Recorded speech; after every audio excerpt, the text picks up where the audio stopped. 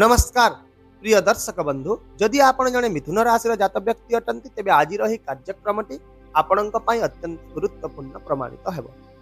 कारण आज आमे आपणकर भाग्यर कर्ता शनि महाराज वक्रीरु मार्गी चलन प्रभाव विषय रे अर्थात तांकर ओलटा गतिरु प्रत्यक्ष गति रे प्रवेश करिवा परे 28 नवेम्बर 2025 रु 27 जुलाई 2026 पर्यंत आपणक जीवन रे केउ सब प्रमुख परिवर्तन आछिबो से संपूर्ण सूचना मु आज यही वीडियो माध्यम रे आपनको जणाइबाकू जाउछि एवं मु आपनको संपूर्ण विश्वास सहित मध्य कहि पारिबि जे शनि महाराज कर ही प्रत्यक्ष गति बा मार्गी स्थिति आपणक जीवन रे एक बहुत बड़ बहुत गभीर एवं प्रकृत परिवर्तन आनिबार बहुत संभावना एहार कारण मध्य संपूर्ण स्पष्ट अटे।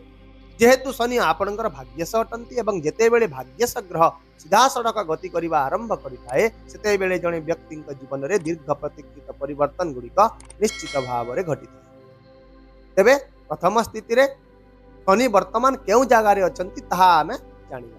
शनि वर्तमान आपणकर कर्म भाव रे गोचर करूछंती एवं 28 नवेम्बर रे जेते बेले से मार्गी हेबे से आपणक कर्म जीवन रे दीर्घ समय धरि रहितिबा समस्त बाधा उत्तेजना एवं प्रतिबंधक गुड़िक गोटे पर गोटे दूर करेंगे।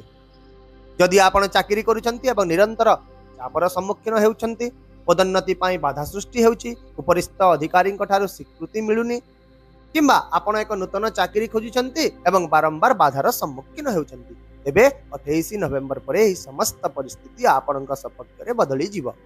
एहा छडा जो माने निजर चाकरी मध्य हराई बसिचंती किंबा वर्तमान बेकार बुलुचंती सेमानंक पाई मध्य एहा पुनः प्रतिष्ठा सुजोग एवं स्थिरतार एक समय हेबो। सेही परि जदि आपण व्यवसाय करूछंती एवं आपणकर कोनोसी टंका अटकी रहिछि डील गुड़िक फाइनल हवा समय रे ही शेष मुहूर्त रे बारंबार अटकी रहुछि किंबा एक बड़ टेंडर मिलिबा पूर्वरु केवल गोटे छोटिया कारणरु अवरोधित हेउछि तेबे ही व्यावसायिक समस्या गुड़िक मध्य शनिक ही मार्गी गति द्वारा समाधान हेब।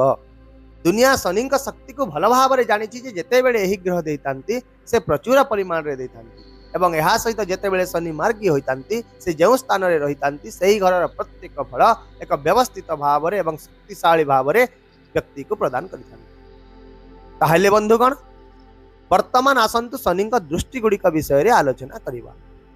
शनि जेउठारे बसिले मध्य लाभ करती एवं जेउठारे दृष्टि मध्य पकांती सेठारे अत्यंत शक्तिशाली शुभ फल प्रदान करिथांती। किंतु आपण निश्चित भाव रे सुनिथिबे किंबा अनेक लोक कहिथांती मध्य जे शनि जेउठारे दृष्टि दियंती सेठारे किछि असुविधा सृष्टि होय किंतु एहा संपूर्ण सत्य कथा नुह। एहा एक अति मौलिक ज्योतिष कथा। प्रकृत रे जदि आपणकर भाग्यस निजे निज दृष्टि द्वारा अशुभ फल देवा आरंभ करिवे तेबे अन्य केउ ग्रह शुभ फल देवार आशा आपण करि पारिबे। तेणु एही भूल धारणा प्रचार करुवा लोकंको आपण एठारे एही प्रश्नटी ही पचारंतु देखिबे कहा पाखरे एहार उत्तर नाही। ताहेले वर्तमान जानिबा शनिंकर तीनोटी दृष्टि विषय जहाँकि तृतीय सप्तम एवं दशम दृष्टि होइथाय एवं एही तीनोटी दृष्टि मिथुन राशि लोकंक जीवन रे आशीर्वाद प्रमाणित हेबो।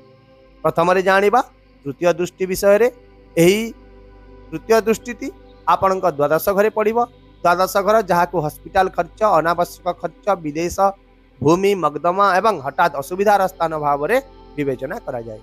तेणु जदि आपणकर पूर्वर कोनोसी हॉस्पिटालिटी खर्च रही बारंबार आपणक टंका केउठाकू जाउची ताहा आपण बुझी पारु नाहंते किंबा बैंक बैलेंस केते बेले मध्य स्थिर रहु नाही तेबे शनिंकर एही मार्गी एही समस्त परिस्थिति को धीरे धीरे ह्रास करिवो। जदि आपण विदेश रे चाकरी बसती रप्तानी आमदानी व्यवसाय किंबा वैदेशिक संपर्क सहित जड़ित सुजोग खोजुथिले तेबे शनिक एही तृतीय दृष्टि आपणक पई पथ प्रशस्त करिवो।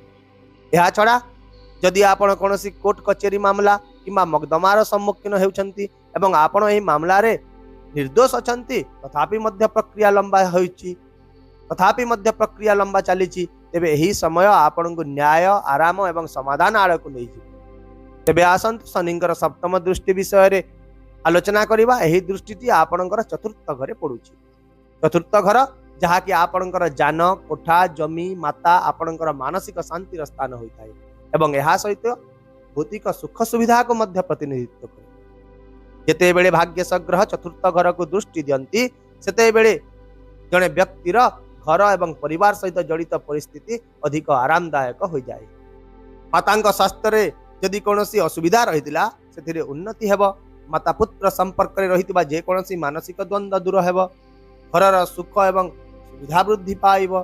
जदि आपण बहुत दिन धरी जमी कोठा किंवा जान किनिबा विषय चिंता करुछंती किंतु बारंबार बाधा सृष्टि होउची तेबे एही इच्छा मध्य एबे सत हेउतिबा परि मने हेउची। आउ मध्य पैतृक संपत्ति सहित जड़ित जेकोसी विचाराधीन मामला मध्य समाधान हेबार बहुत संभावना रहिछि।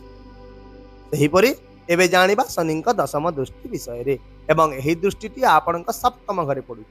सप्तम घर जहाँकि वैवाहिक जीवन विवाह पार्टनरशिप एवं दैनंदिन रोजगार घर।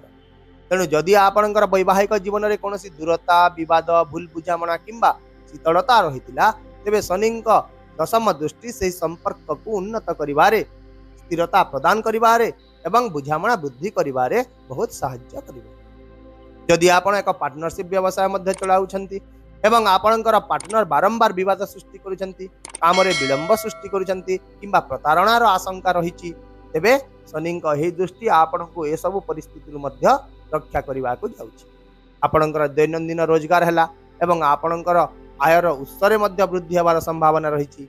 यह व्यतीत सबुठारु गुरुत्वपूर्ण कथा एया जे शनि आपणक भाग्यर स्वामी अटंती। तेणु यही समय मध्य आपणक भाग्यर संपूर्ण समर्थन मिलवा को जाउछि।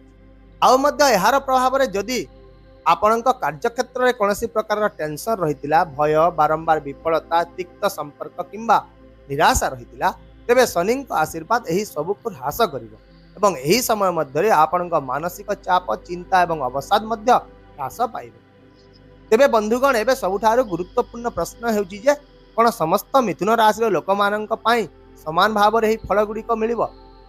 तेबे ना, कारण शास्त्र कहिता है जे कोनोसी ग्रहर फलाफल आपणकर जन्म कुंडली रे यार प्रकृत स्थिति उपरे निर्भर करे। तेणु जदि शनि महाराज आपणक कुंडली रे लग्न रु षष्ठ अष्टम किंबा द्वादश घरे रहिछंती किंबा शनि मेष राशि रे निम्न स्थान रे रहिछंती अर्थात एक नंबर घरे रहिछंती तेबे शनि आपणकु केबे भी सर्वोत्तम फलाफल देई पारिबे नाही। यहा मने रखंतु। आपण जेते पूजा करंतु मध्य जहा करंतु जदि शनि सठिक घरे नथिबे तेबे आपण इच्छित फलाफल केबे मध्य पाई पारिबे नाही। यहा मु प्रत्येक वीडियो रे मध्य कहिता है। किंतु जदि शनि यही स्थिति गुड़िक व्यतीत अन्य जेकोसी घरे अछंती शुभ डिग्री रे अछंती एवं शुभ दृष्टि अधीन रे मध्य अछंती तेबे शनिंकर ही प्रत्यक्ष गति असाधारण सफलता भाग्यर समर्थन एवं आपणक जीवन रे स्थिरता आनी देबो। तेबे वर्तमान आसंतु किछि विशेष प्रतिकार विषय जानि नेबा। एही समय रे आपण प्रतिदिन ओम सं शनिश्चराय नमः गोटिए माला जप करंतु शनि चालीसा पाठ करंतु किंबा सुनंतु। जदि शनि आपणक कुंडली रे एक शुभ स्थान रे अछंती तेबे आपण नीलम रत्न मध्य पिंधि पारिबे। किंतु एठी भी मने रखंतु केवल जने विद्वान व्यक्ति परामर्श रे ही पिंधंतु। एहा व्यतीत जदि शनि षष्ठ अष्टम किंबा द्वादश घरे रहिचंती किंबा दुर्बल स्थिति रे रहिचंती तेबे आपण केबे भी नीलम पिंधंतु नाही। कारण शनिंकर भूल स्थिति रे नीलम पिंधिबा द्वारा निज पादरे निजे कुराहाड़ी मारिबा परि काम होइଥାଏ अर्थात बहुत दुर्भाग्य होइଥାଏ।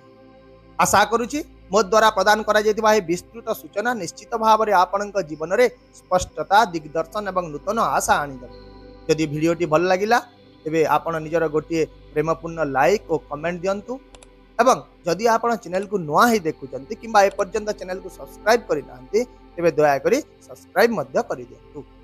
ताहेले आसंता काली पुणी देखा हेबा आउ एक नूतन सूचना वीडियो सहित। से पर्यंत विदाय दियंतु। नमस्कार। जय जगन्नाथ।